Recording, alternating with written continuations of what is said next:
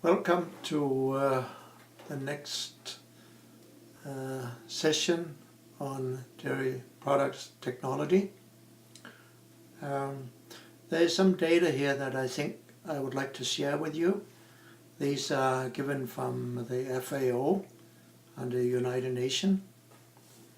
And one thing that I'm not sure that you know, but in the 3 decades, like in 30 years, the world production have increased by more than 50%, from 500 million tons in 1983 to 769 million tons in 2013, which is the latest figures that I have.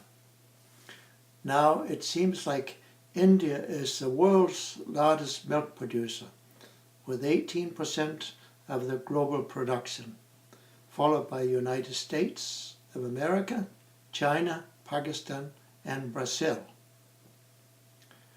Since 1970, most of the expansion in milk production has been in South Asia, which is the main driver of milk production growth in the developing world.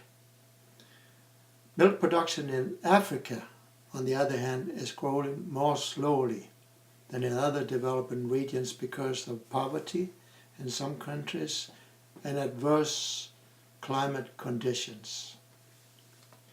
The countries with the highest milk surpluses are New Zealand, United States of America, Germany, France, Australia, and Ireland.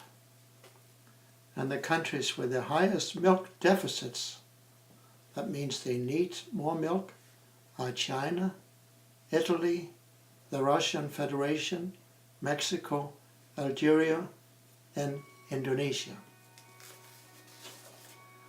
Now, if we move on to the milk processing, which is the area that I would like to talk most about, because this is my area of expertise, then you have to consider milk as a valuable nutritional food that has short shelf life, and it requires careful handling, as we had talked about before.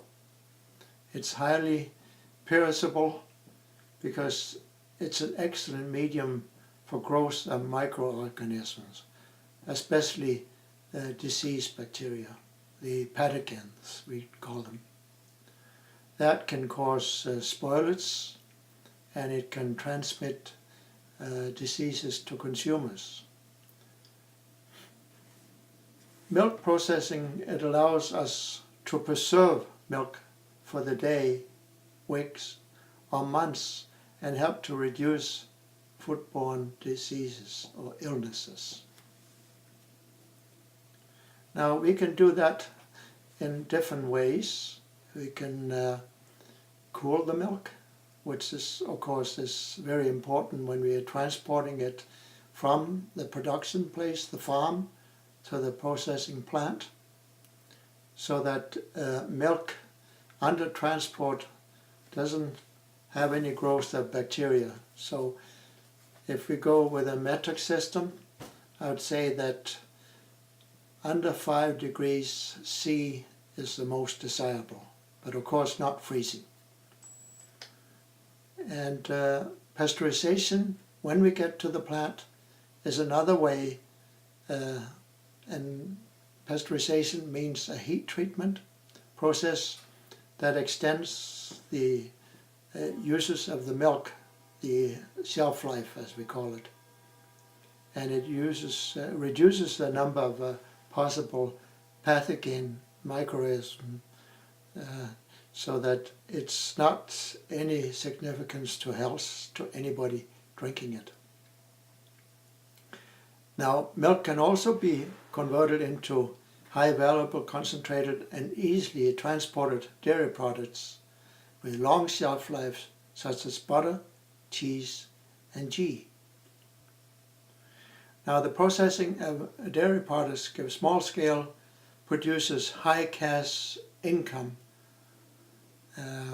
that selling the milk offers gives them the opportunity, and it can then be sold in areas where it's not produced but transported to areas where, in urban areas where a lot of people are consuming it.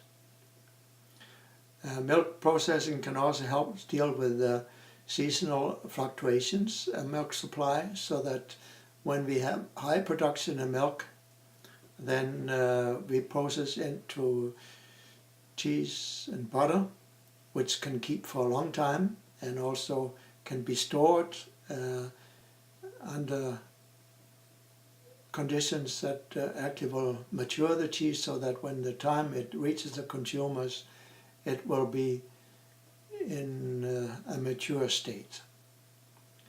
Now, I will go no further here. I don't want to make this a boring thing. We want to make it interesting, so here I would like to stop. Thank you.